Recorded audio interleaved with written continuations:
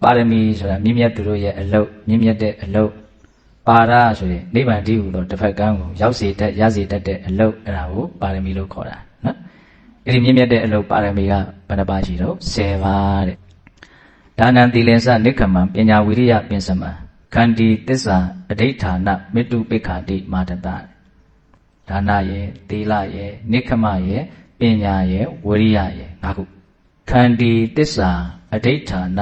မေတ္တုပိက္ခာတိမေတ္တုပိက္ခာဆိုတာမေတ္တာနဲ့ဥပိက္ခာကိုရောထားနော်မေတ္တာရဲ့ဥပိက္ခာရဲ့ဘယ်နှမျိုးတော့10မျိုးတဲ့အဲ့ဒါဘဝမှာမြင့်မြတ်ခြင်းနဲ့ဆိုရင်မြင့်မြတ်တဲ့အလုပ်ကိုလုပ်မယ်ဆိုရင်ဒီ10မျိုးသောအလုပ်ကိုကျွမ်းကျင်ထားရဒီ10မျိုးကိုနားလည်ထားရပို့ပြီးတော့မြင်မာတဲ့ရည်ရွယ်ချက်နဲ့နိဗ္ဗာန်တည်းဟူသောတစ်ဖက်ကန်းကိုငါရောက်အောင်သွားမယ်ဆိုရင်လေဒီ10မျိုးသောလမ်းစဉ်ကိုဘုံဘုံတို့ကျွမ်းကျင်ထားရမယ်နံပါတ်1ဒါနတဲ့နှမျောဝန်တူမှုအညစ်အကြေးကိုစစ်ကြောနိုင်ရပေးနိုင်ရမယ်ဝေနိုင်ရမယ်မျှနိုင်ရမယ်နော်ကိုယ့်ရဲ့အစွမ်းအစရှေးအတိတ်ကံပြစ္ဆုတ်ပံအစွမ်းအစတွေပေါင်းစပ်လို့ရထားတဲ့ဥစ္စာပစ္စည်းကိုတယောက်တည်းသုံးဆွဲမယ်ဆိုတဲ့ဘောင်ချင်းတဲ့အမြင်ကိုကျော်လွန်စေရမယ်တတ္တဝါတွေကိုလည်းဝေမယ်မျှမယ်ဝေနိုင်တဲ့စိတ်မျှနိုင်တဲ့စိတ်ဟာမြင့်မြတ်တဲ့စိတ်ပဲဒါနတဲ့ပြီးတော့မှာတော့သီလတဲ့သီလဆိုတာကိုယ်နဲ့နှုတ်ကိုအပြစ်ကင်းအောင်စောင့်စည်းတာကိုယ့်ရဲ့ကာယကမှုဝစီကမှုကြောင့်ဘယ်သူ့ကိုမှမထိခိုက်စေရဘူးဟုတ်လာ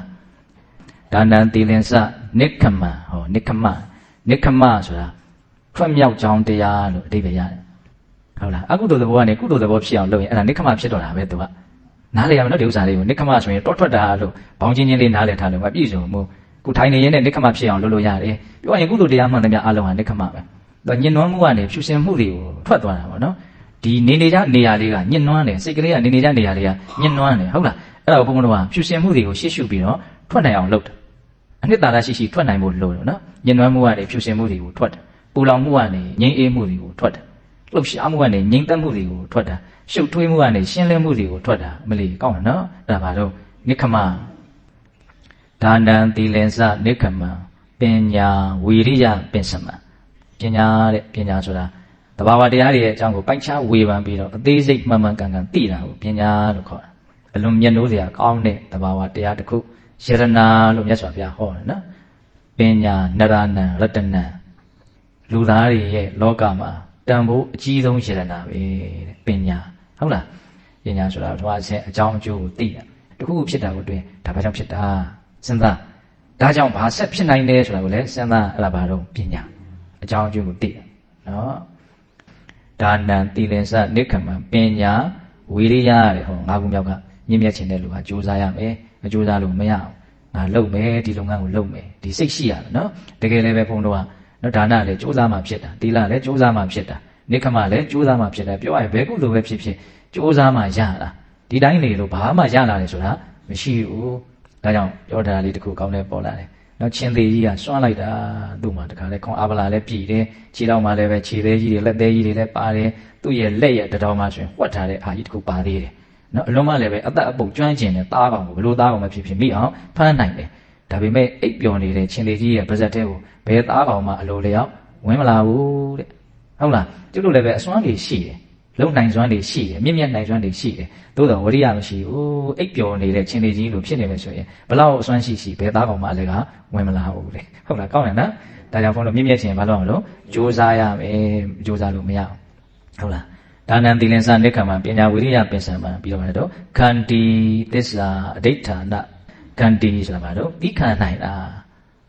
မြင့်မြတ်ခြင်းတဲ့လူတနည်းအားဖြင့်တစ်ဖက်ကန်းတည်းဟူသောနိဗ္ဗာန်ကိုရောက်ခြင်းတဲ့လူဟာဒီအည်သွေးရှိရမယ်ဒီလမ်းစဉ်ကိုရှောက်လန်းနိုင်ရမယ်ငါသိခံမယ်ကံပြောပါစီရပါတယ်ပြန်ပြီးတော့စိတ်ကဒေါသနဲ့မတုံ့ပြန်ပါဘူးထားလိုက်ပါတော့တကယ်တမ်းကကိုတိလက်ရောက်ကိုကိုလာပြီးတော့နှိပ်စက်တယ်စော်ကားတယ်ဆိုတာပေါ်မှာအလုံးမရှားပါပါတယ်အလွန်ဆုံးကိုနှိပ်စက်ကြတာဒေါသဖြစ်အောင်လုပ်ကြတာပြောတာဆိုတာလောက်ပဲရှိတာပါတချို့ဆိုရင်ကိုရှိတောင်မပြောရှာပါဘူးကိုရလောက်ပဲပြောတာပယ်လာတဲ့လူရှိလို့လားကြားရတာနော်အဲ့တော့ဘုန်းကဘာရသေးချင်တာဆိုတော့သိခံလိုက်ပါထားလိုက်ပါစိတ်ထဲထည့်မနေပါနဲ့ဆိုတဲ့သဘောလေးပေါ့နော်တချို့ကကိုယ့်အကိုအလုံးရှုပ်ခံပြီးတော့ဒါကြီးကိုတွေးနေလို့ပြဿနာဖြစ်နေတာထားလိုက်ဓာတ်လည်းကြီးကြီးတယ်လို့ငါလောက်အောင်ပဲဆိုရင်အလိုလိုသိခံပြီးသားဖြစ်သွားဘယ်တော့ကောင်းတော့ဟုတ်လားဒါကြောင့်မြင့်မြတ်ခြင်းနဲ့ဆိုရင်ဘယ်လောက်တော့သိခံရမယ်ခန္တီပရမတ္တပောတိဋ္ဌခာဒီအကျင့်ဟာအကောင်းဆုံးကျင့်ပဲတရထပရမအတ္တသူလောက်ကိုယ့်ရဲ့အကျိုးစီးပွားကိုဖြစ်ထွန်းစေတဲ့အရာဘယ်ဟာမှမရှိဘူးလို့ခန္တီရဲ့အပေါ်မှာမြတ်စွာဘုရားအဲ့လိုမြင်တာခန္တီပြီးတော့မှတော့သစ္စာတဲ့ မြင့်မြတ်ခြင်းနဲ့နိဗ္ဗာန်ကိုရခြင်းနဲ့ဆိုရင်မှန်ကန်ရမယ်အပြောမှန်ရမယ်အလုပ်မှန်ရမယ်သူတစ်ဖြင့်ကိုယ့်ရဲ့နှုတ်ကထွက်တဲ့စကားဟာမှန်ကန်ရမယ်သစ္စာမရှိဘဲနဲ့သစ္စာသိဖို့မလွယ်ဘူးဟုတ်လားသစ္စာဆိုတဲ့အမှန်တရားကိုသိရင်အရိယာဖြစ်တာပဲအရိယာဆိုတာဖြူရှင်တာကိုပြောတာနော်အဲ့ဒီသစ္စာဆိုတဲ့အမှန်တရားကိုသိခြင်းသစ္စာအရင်မလုပ်အောင်လို့ရှိရမယ်မှန်ရမယ်ပေါ့နော်ခန္တီသစ္စာပြီးတော့မလို့အဋိဌာနဲ့အဋိဌာဏအဋိဌာဆိုတာဒါလုပ်မယ်ဆိုလို့ရှိရင်တကယ်ဖြစ်အောင်လုပ်တာပြီးသွားအောင်လုပ်လိုက်တာပေါ့ဒါကြောင့်ဆိုငါတရားနာယူဝဲထိုင်မယ်ဆိုနာယူဝဲမပြီးမချင်းမထဘူးပေါ့ကိုယ့်ရဲ့သတ်မှတ်ချက်ကိုကိုပြန်ပြီးတော့တီအောင်လုပ်တာကိုဘာလို့ခေါ်တော့အဋိဌာအဲ့ဒါကနော်ဒီပါရမီ10ပါးထဲမှာ तू ကနည်းနည်းတော့မျက်နှာငယ်ပုံရတယ်အဲ့ဒီပါရမီလေးကတိတ်ပြီးတော့အပြောမများကြအောင်တကယ်တော့ငါအဲ့ဒီဥစ္စာလည်းပဲလိုအပ်တယ်နော်အောင်မြင်ခြင်းနဲ့မြင့်မြတ်ခြင်းနဲ့နိဗ္ဗာန်ရခြင်းနဲ့ဆိုရင်အဲ့ဒီအဋိဌာန်လည်းပဲပါဖို့လိုရနော်တော့ပါရမီကအလွန်ကောင်းတယ်နော်ပါရမီ10ပါးခန္တီသစ္စာအဋိဌာဏပြီးတော့မှာတော့မေတ္တုပိက္ခာတိမာရတာတဲ့မေတ္တာဥပိက္ခာမေတ္တာဆိုတာတတ္တဝါတွေရဲ့အပေါ်မှာအကျိုးလိုလားတဲ့စိတ်ကောင်းစေခြင်းနဲ့ချမ်းသာစေခြင်းနဲ့အစဉ်ပြေစေခြင်းနဲ့အလွန်ကောင်းတဲ့စိတ်ပဲစိတ်ကောင်းတဲ့လုံးကောင်းဆိုတာအဓိကမေတ္တာကိုပြောတာလို့တောင်ကျုပ်ကခံစားရတယ်သူများပုံချမ်းသာစေခြင်းနဲ့ကောင်းစေခြင်းနဲ့အာမအစဉ်မပြေတာမဖြစ်စေခြင်းဟို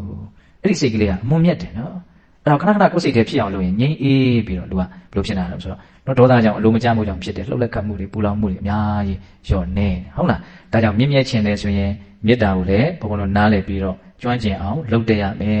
ဟုတ်လားမေတ္တာပြီးတော့ဘာတော့ဥပေက္ခတဲ့ဥပေက္ခကတော့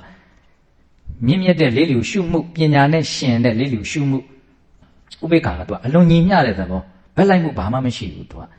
မြင်မာတဲ့ရှုတော့ပြောရမှာဆိုရင်ချမ်းသာလို့လည်းပဲသူကလောဘသဘောနဲ့ညှို့ကျသွားတယ်လို့မရှိဘူးဆင်းရဲလို့လည်းပဲဒေါသနဲ့ပေါက်ကွဲသွားတဲ့သဘောလည်းမရှိဘူးအလွန်မှငြိမ်သက်တဲ့သဘောမျှတတဲ့သဘောညီမျှတဲ့သဘောဒါအလွန်မှမြင်မာတဲ့သူတော်ကောင်းတရားတစ်မျိုးပေါ့နော်အဲဒါကျတို့မြင့်မြတ်ခြင်းတဲ့လူတွေဒုက္ခဘဝကနေလွတ်ပြီးတော့ဟိုဘက်ကန်းတီးဟူသောနိဗ္ဗာန်ကိုရောက်ခြင်းတဲ့ပုဂ္ဂိုလ်တွေ